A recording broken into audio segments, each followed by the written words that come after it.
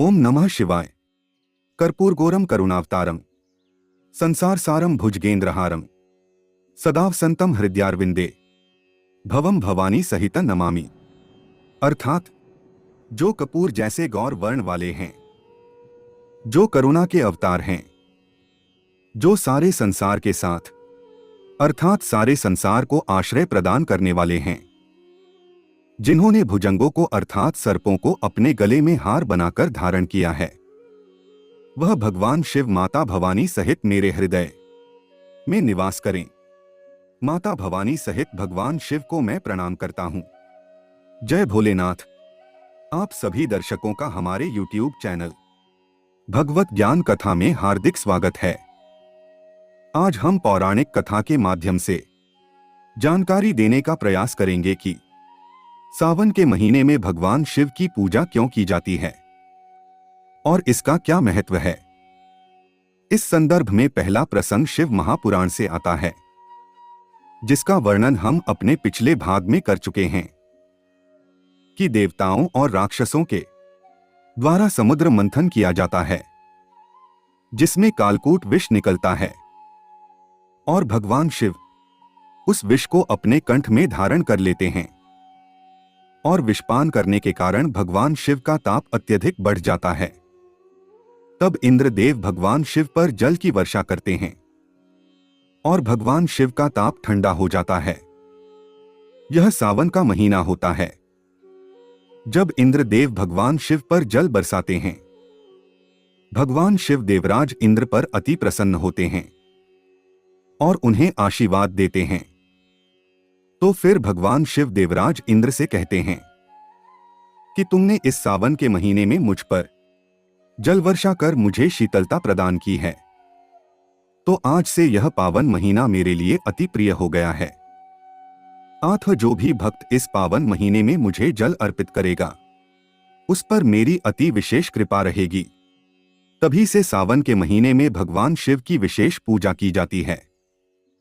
वैसे तो आषाढ़ के महीने में भयंकर तपिश के कारण पृथ्वी का तापमान बढ़ जाता है और सभी प्रकार के जीव जंतु गर्मी बढ़ने के कारण परेशान हो जाते हैं, और फिर सावन के महीने में भगवान इंद्र वर्षा करते हैं, जिससे कि धरती पर रहने वाले सभी प्रकार के प्राणियों और जीव जंतुओं को बहुत शांति मिलती है और वे प्रसन्न हो जाते हैं और भगवान इंद्र की जय जयकार करते हैं।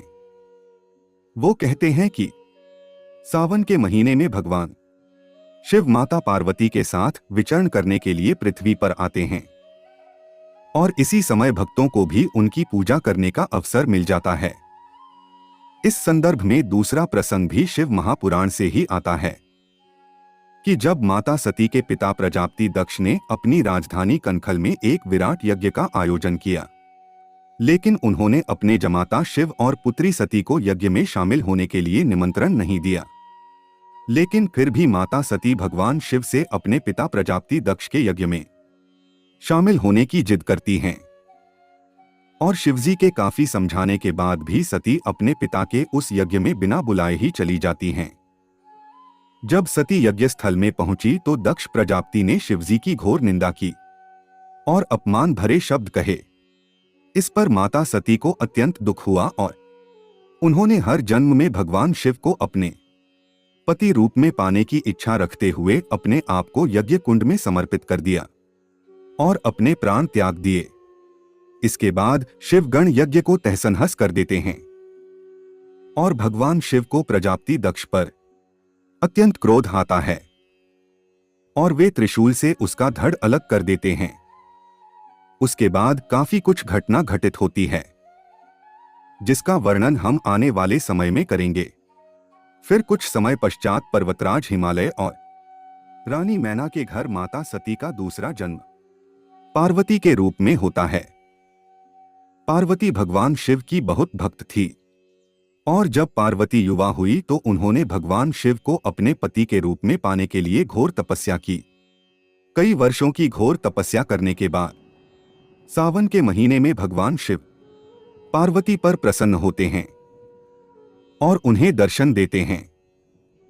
पार्वती की घोर तपस्या से प्रसन्न होकर भगवान शिव ने पार्वती से वर मांगने के लिए कहा। इस पर पार्वती ने भगवान शिव से कहा कि नाथ, मैंने आपको पति रूप में पाने के लिए ही तपस्या की है।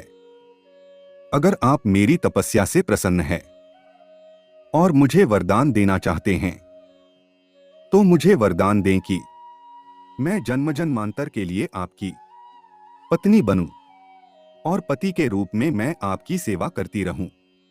इस पर भगवान शिव पार्वती के वर मांगने पर अति प्रसन्न होते हैं और पार्वती को मनोवांछित वरदान देते हैं और अपनी पत्नी के रूप में स्वीकार करते हैं। फिर भगवान शिव पार्वती से कहते हैं कि जिस प्रकार तुमने तपस्या करके सावन के महीने में मुझे प्राप्त किया है, उसी प्रकार अगर कोई अविवाहित कन्या सावन के महीने में जल से अभिषेक करके चंदन और कुमकुम का लेपन लगाकर मेरा पूजन करेगी तो उसको भी मनचाहे वर की प्राप्ति होगी। तभी से अविवाहित युवतियां सावन के महीने में उपवास रखकर शिवलिंग पर दूध और जल चढ़ाकर चंदन और कुमकुम का लेप लगाकर भगवान शिव की पूजा करती हैं, जिससे भगवान शिव अति प्रसन्न होते हैं और उन्हें मनचाहा वर देकर उनकी मनोकामना पूरी करते हैं।